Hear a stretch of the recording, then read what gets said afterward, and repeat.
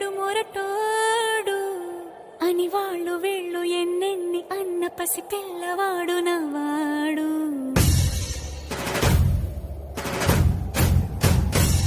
విడు ముండోడు అని ఊరు వాడ అనుకున్న గాని మహారాజు నాకు నవ్వాడు.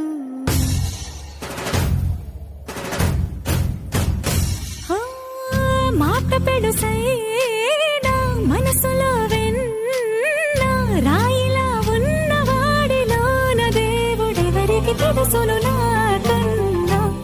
సూసేకి అగ్గిరవ్వ మాదిరే ఉంటా